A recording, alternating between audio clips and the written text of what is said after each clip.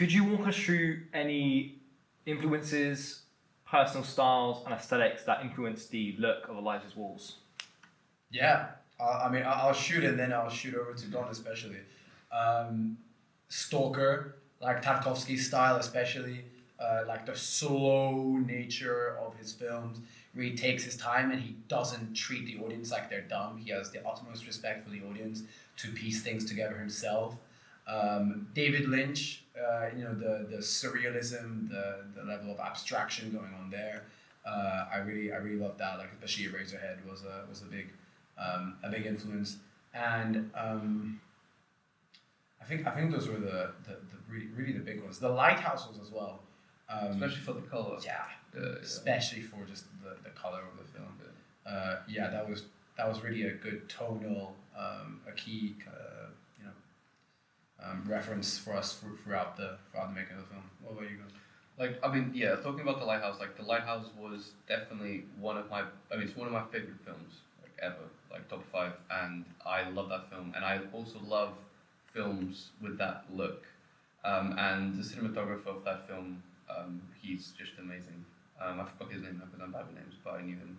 He's really good, and the way that he did the shots, close-ups for a reason, why the shots for a reason, very specific ways of portraying how the characters are feeling with camera angles. That is the way that Lighthouse was, composition wise and lighting wise, is something that I can really relate to my own style of cinematography, which is really like that. And it gave me motivation to get the look that I want, also with with the very limited space. I mean, we had a set that was 9 meters long? No. Less? Yeah. Yeah, it was 5 to 7. Yeah, 5 meters, 7 meters. Yeah. Yeah. And the way that I could, show the how the characters are moving in this world, how the even the umbrella people as well, which are obviously random people just walking, and how I can add the depth to be able to tell that story visually. Also including with dolly shots, pushing in, pushing out, revealing things, closing things up with tighter shots. All of these things have a very specific meaning, and that was something that I really wanted to make sure that I did correctly. I'd say the macro was very important as well. Yes, we had the macro lens, and obviously shooting with the Arri, which is my baby. I love this camera so much.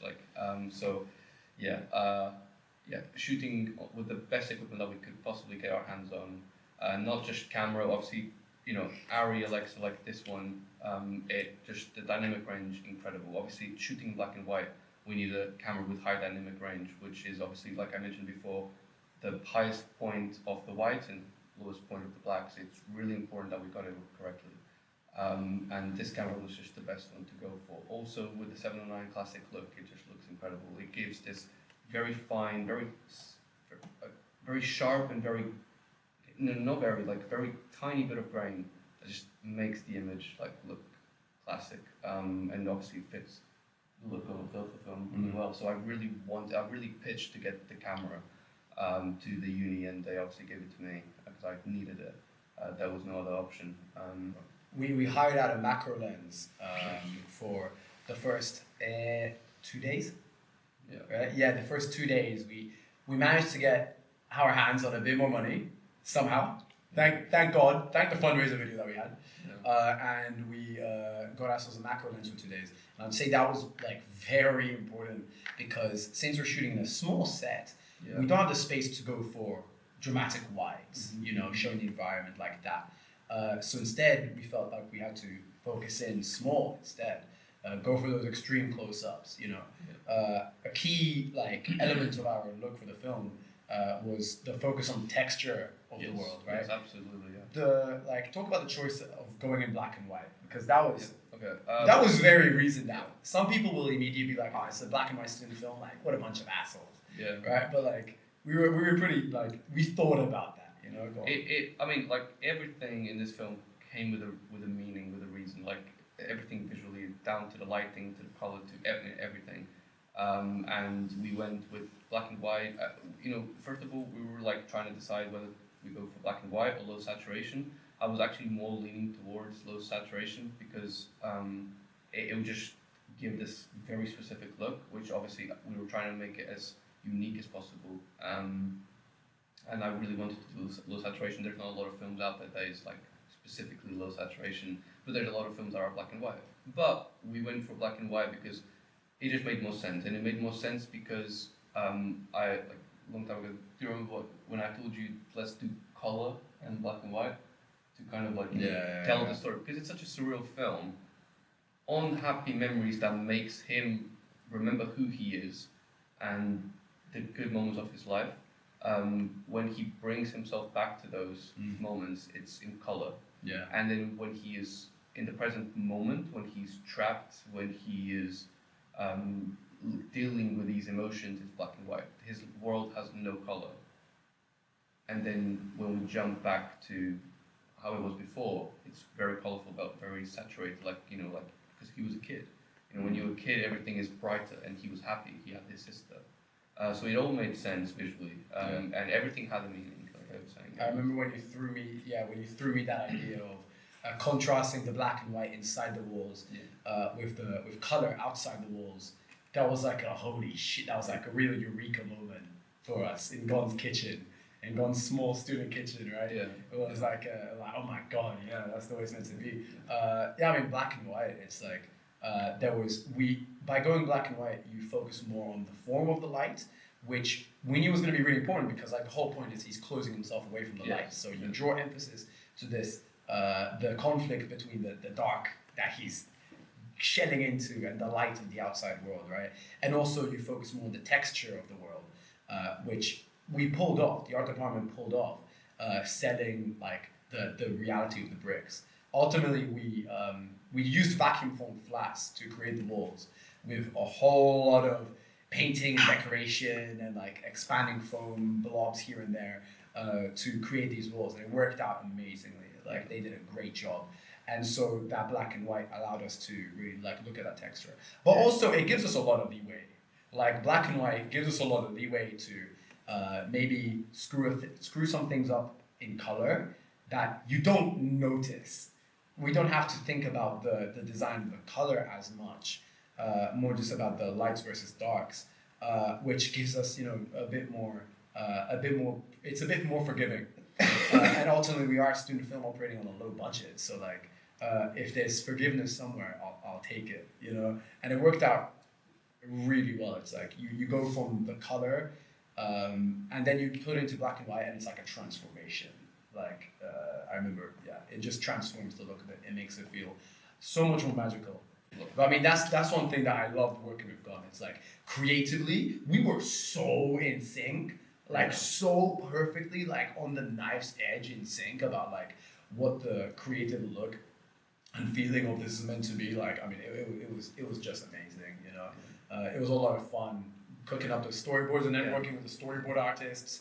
So many meetings with the storyboard artists, getting the storyboards. And I'd like to say something as well, especially with cinematography with this film. It was extremely challenging. Like it really pushed me, and that's that's what I like. It pushed everyone because it pushed everyone. Pushed me to because it's like the way that it's a film with no dialogue.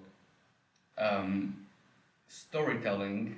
Pretty much my job, visual storytelling, is literally I have so much responsibility in my hands, like more than like a dialogue or etc. Like like normal film. Yeah. This film really relied on my visual storytelling and me doing it correctly. So everything that came for a reason, anything with a meaning, like all of these things, like it just made the story flow.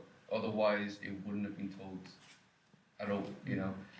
So because we didn't have dialogue to actually explain things, visually I had to be very careful. So doing the storyboard and the shot list, it took months and months of working every day for hours. And the reason for that is because, like I said, I literally, each shot was hours worth of just thinking, and some things we've removed, some things we've added, following, everything that made sense to the story, and how we could tell that that story visually, the best it could be told. Long process. Yeah. It was a very calculated film. It was very calculated. Yeah, and it's amazing because even then, you get on set and you have to like, Oh yeah. and those plans will still change. Yeah. And that's an amazing process. You can't foresee everything. No way. Even with like 6 previous test shoots, Yeah, it's like you still can't foresee everything, and it's the same process. And also, I'll say this: like, it was such an ambitious film. Like, we already know this, and we had such limited resource, such limited budget, and I had an amazing camera and lighting crew. Like, I wouldn't have done it without them. Like, they never complained to me, even though I asked them for insane things. Like, I was always asking them for almost perfection. Like, I was always requesting perfection from them, and they never once said no to me.